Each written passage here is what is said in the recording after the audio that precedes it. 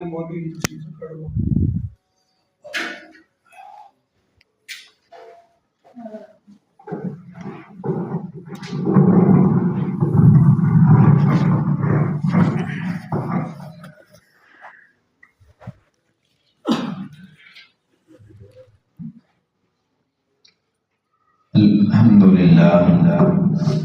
الحمد لله وكفى والصلاة والسلام على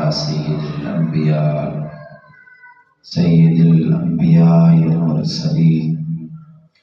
فقد قال الله تبارك وتعالى في كلام المجيد والفرقان الحكيم: أعوذ بالله من الشيطان الرجيم. بسم الله الرحمن الرحيم.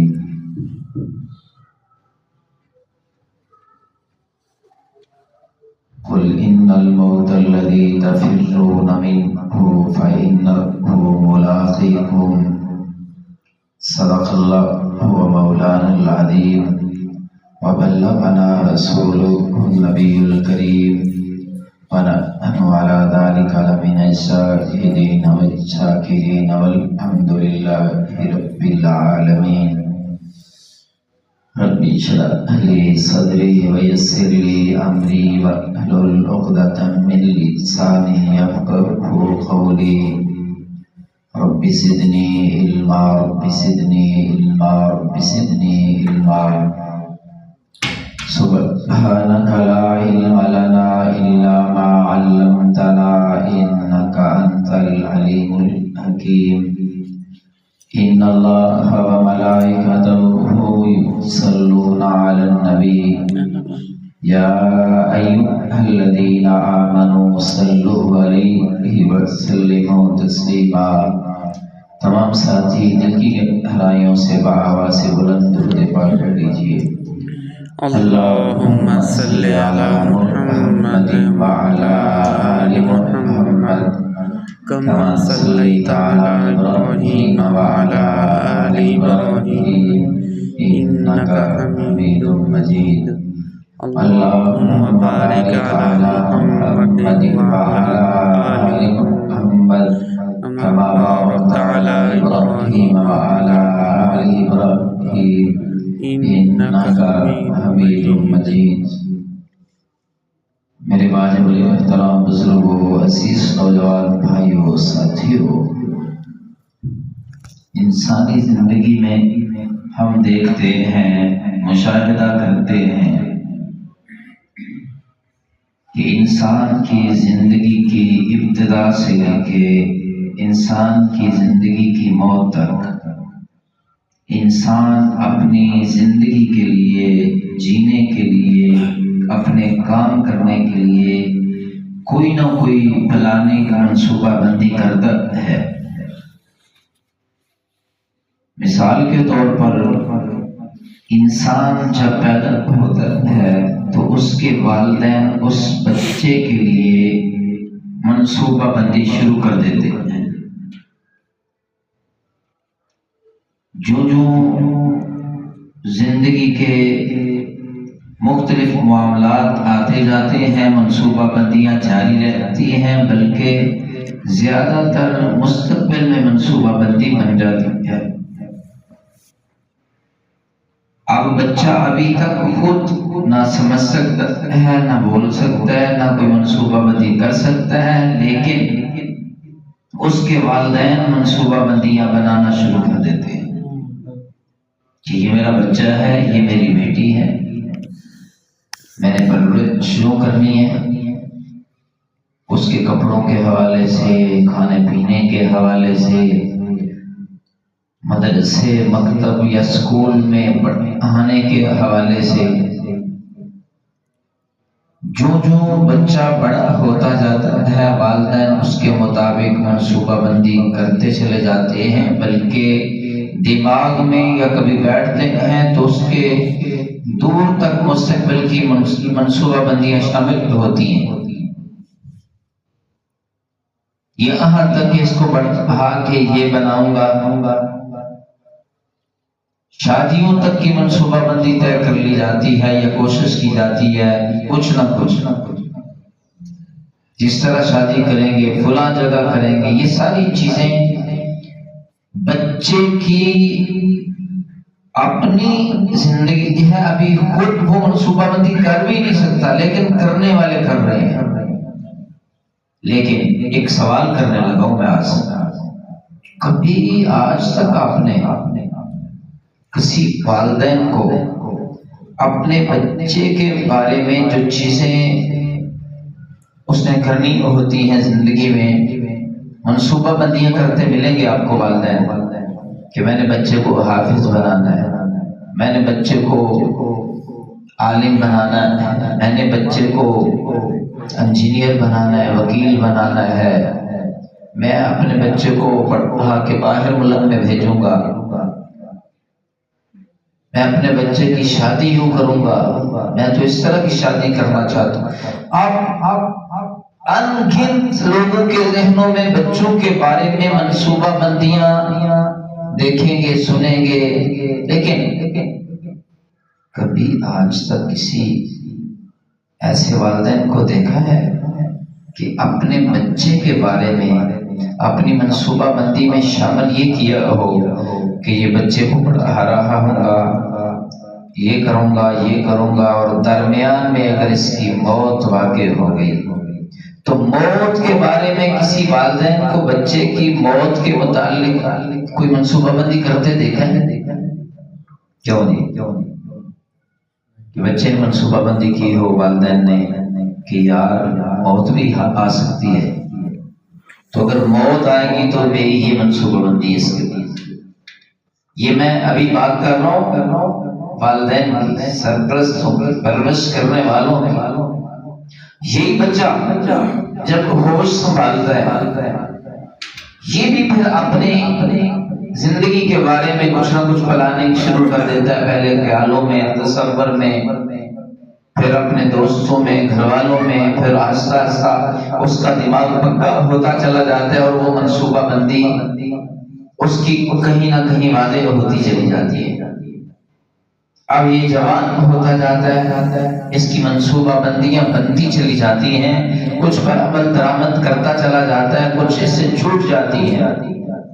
اب جب یہ بندہ خود اپنی زندگی کے بارے میں منصوبہ بندی کرتا ہے تو اب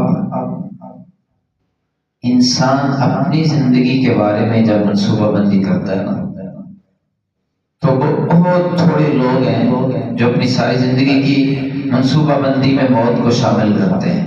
یہاں پر ایسا نہیں ہے کہ کوئی ہوتے ہیں، لیکن بہت تھوڑے نہ ہونے کے برابر۔ شاہ جی بندہ یہ سوچتا ہے میں نے مکان بنانا ہے، میں نے یہ کاروبار کرنا ہے، اولاد کے لیے یہ کرنا ہے، اپنے لیے یہ کرنا ہے، بچپن میں جوانی کے بارے میں سوچتا ہے، جوانی میں بڑھاپے کے بارے میں سوچتا ہے، مختلف چیزیں سوچتا ہے۔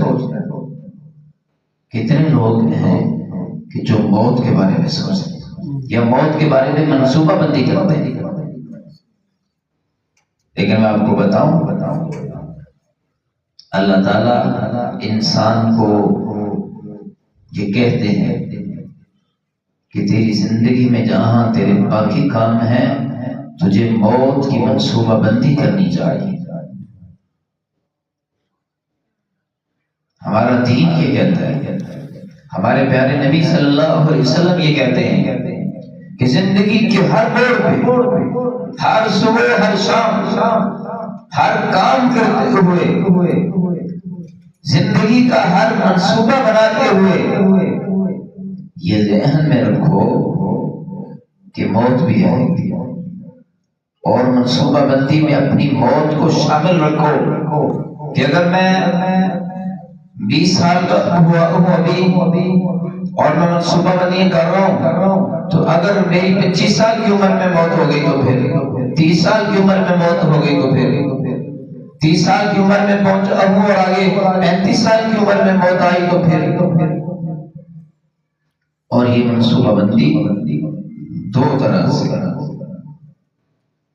موت کے بارے میں جب منصوبہ بندی کرنی ہے، سوچنا ہے، پلاننگ کرنی ہے، دو باتیں سوچنی ہے کہ جب میری موت آئے گی تو دنیا کی زندگی جو میں گزار رہا ہوں وہاں کیا سچویشن ہوگی، کیا صورتحال ہوگی، اور میں جب مر کے آگے جاؤں گا تو اگلی صورتحال کیا ہوگی، اور میں جب جاؤں گا تو پیچھے میرے ساتھ متعلقہ لوگ معاملات ہیں ان کی کیا صورتحال ہوگی۔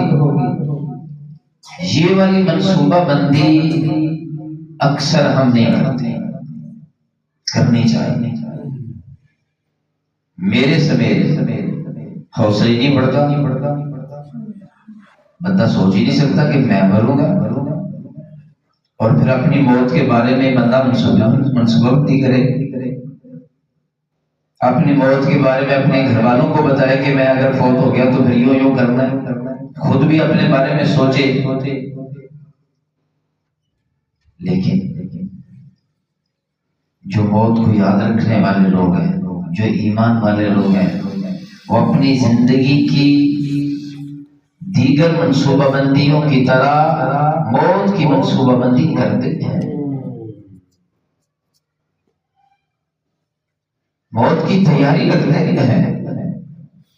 وہ دنیا کے معاملات کے بارے میں بھی منصوبہ بندی کر کے رکھتے ہیں کہ اگر کل ہی موت آ جائے تو لوگوں کو پتا ہو، میرے بعد گھر والوں کو پتا ہو، وارثوں کو پتا ہو میں نے کس کے کتنے پیسے دینے ہیں، کس سے کتنے لینے ہیں، کس سے میں نے معافی مانگنی یا ضرورت ہے معافی مانگنے کی، کس سے میرے بارے میں معافی مانگنی چاہیے۔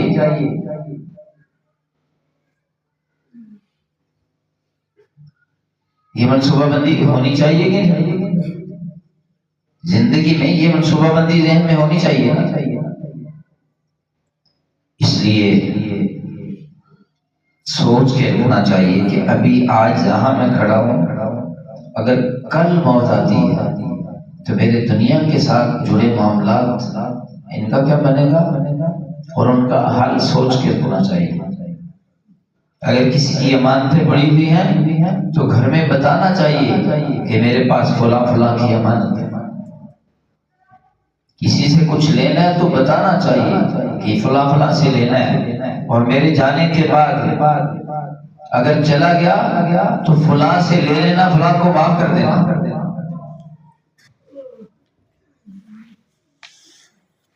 یہ منصوبہ بندی میں شامل ہونا چاہیے کہ اگر میں فوت ہو گیا تو میرے پاس اتنی یہ اثاثے میں چھوڑوں گا، اس میں سے یہ وارثوں میں تقسیم کر لینا، یہ تھوڑا حصہ اللہ کی راہ میں خرچ کر دینا، جو میرے ذمہ فلاں قرض ہے وہ ادا کر دینا۔ یہ پلاننگ میں شامل ہونا چاہیے کہ نہیں؟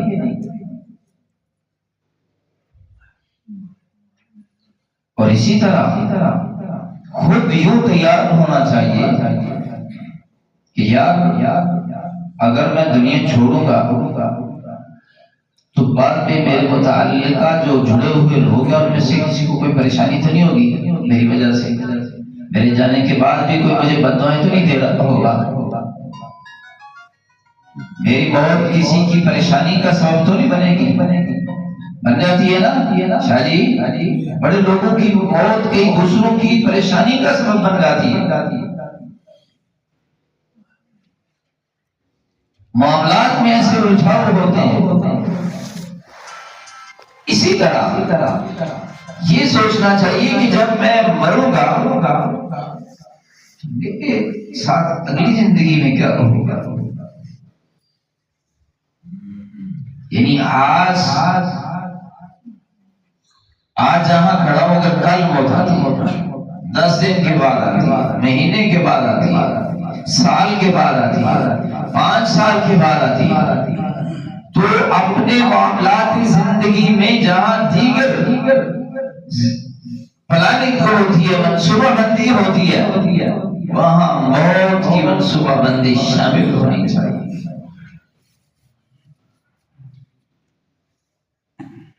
اور پھر موت کبھی اچانک آ جاتی ہے، موقع ہی نہیں ملتا کسی کو کچھ بتانے، اور کبھی فرصت مل جاتی ہے، بیماری آتی ہے، یا کوئی بندہ زخمی ہوتا ہے، کچھ دن بستر حلالت پہ رہتا ہے اور پھر موت آ جاتی ہے.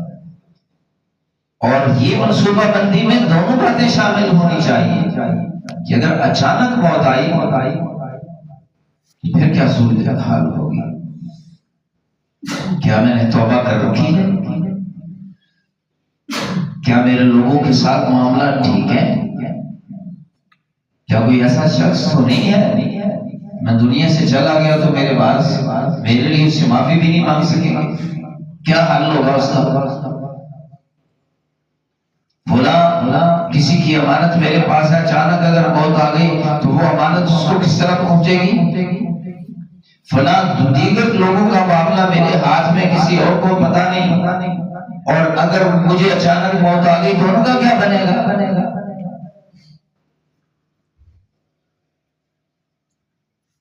یعنی اچانک موت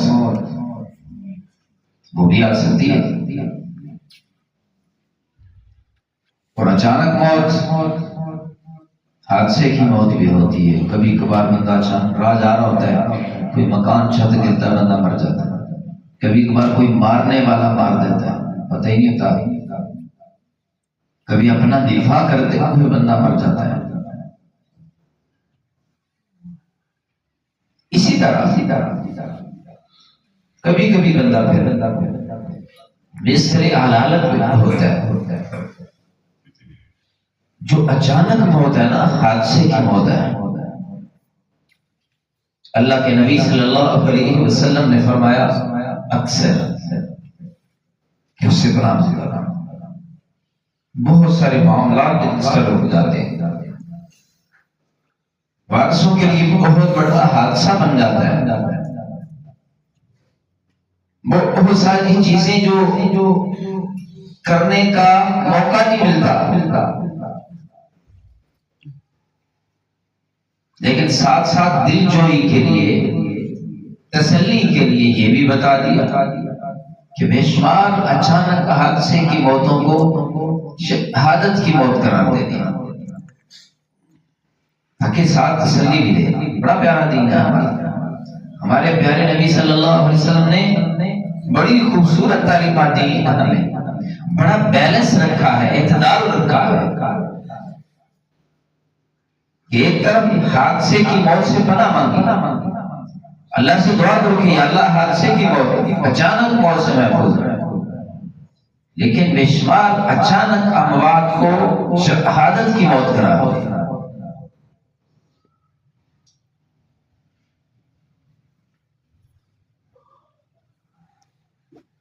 آپ سے کوئی نگیٹی کرتا ہے، وہ آپ کا مال لوٹ رہے، آپ آگے سے اس کا دفاع کرتے ہیں اور وہ آپ کو مار کے چلے جاتے ہیں. یہ موت اچانک ہے، لیکن شہادت کی موت ہے.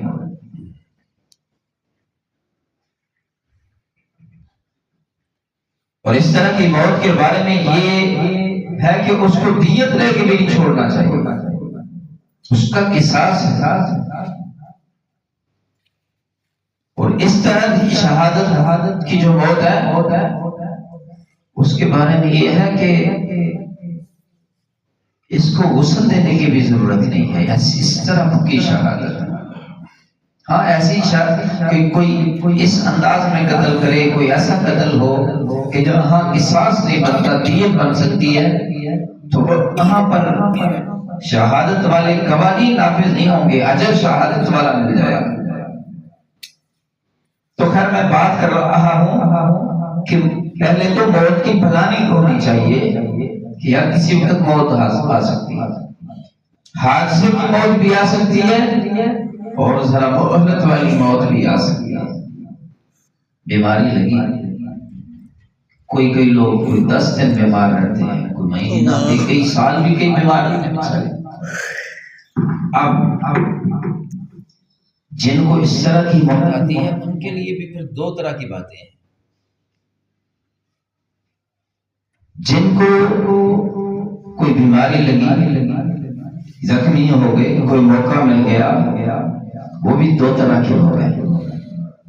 خوش قسمت ہوتے ہیں کہ جو اس دورانیے کو غنیمت سمجھتے ہیں، اس دورانیے میں کہ جب انہیں موت کے آثار نظر آنا شروع ہو جائیں تو اس حالت میں ان دنوں میں جو موت سے پہلے انہیں موقع ملا ہے یہ اپنے گناہوں کی توبہ کرے. سب سے بڑا عمل کیا ہے کہ اپنے اللہ سے معافی مانگ لے، گناہوں کی معافی مانگے. جن لوگوں کی زندگی میں کہیں کسی وقت حق طلب ہوئے ہیں ان کا وہ حق ادا کرتا. کسی سے معافی مانگنے کی ضرورت ہے، معافی مانگ لیں. کسی کا حق اپنے ذمہ ہے وہ ادا کر لیں. اس موقع کو غنیمت جانے، بیماری کے اس ٹائم کو، زندگی جو موت سے پہلے ملی ہے اور اچانک موت نہیں ملی، اس وقفے کو اپنے لیے فائدہ مند بنا دیں. اپنے معاملات ٹھیک کر لیں، اپنے وارثوں کو اپنی وراثت کے بارے میں بتا دیں، اپنی جو ملکیت ہے چیزوں کی اس کے بارے میں حال کلیئر کر دیں. زندگی کے معاملات میں کہیں جھول ہے، کمی ہے تو اس کا کفارہ ادا کر لیں. زندگی میں کہیں اس کے ذمہ زکات تھی پچھلی اور رہتی ہے، ادا کر لیں. روزے قضا رہتے ہیں، قضا کر لیں. نمازیں رہتی ہیں، ادا کر لیں یا ان کا کوئی نہ کوئی بندوبست کر لیں.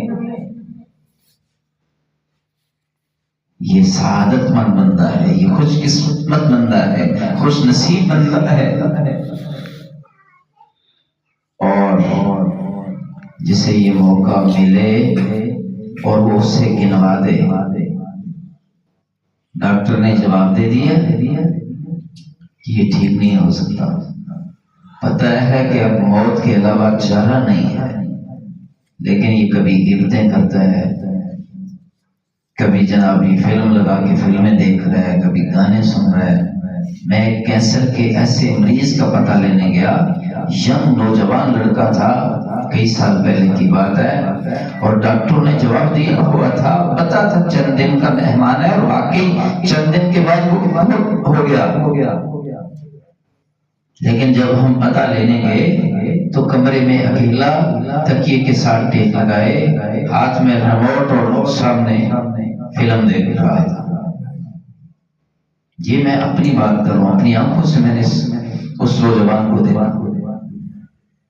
جوانی میں وہ چلا. تو جو اس موقع کو غنیمت نہیں سمجھتے، فائدہ نہیں اٹھاتے، تو وہ بد نصیب ہے. اگر زندگی میں کہیں ایسا موقع ملے، چونکہ بیمار کی عیادت کرنے کے لیے جانا چاہیے، زخمی کا پتہ لینے جانا چاہیے، تو وہاں جا کر اس کے لیے دعا کرنی چاہیے، اس سے اپنے لیے دعا کروانی چاہیے، اور اس کو یہ ترغیب دینی چاہیے کہ زندگی بڑی قیمتی ہے. اور جو اس طرح کے ایام ملتے ہیں نا، اس طرح کا ٹائم ملتا ہے موت سے پہلے، یہ اور زیادہ قیمتی ہو جاتا ہے.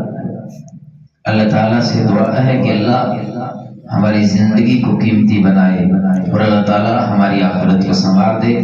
وآخر دعوانا الحمدللہ رب العالمین.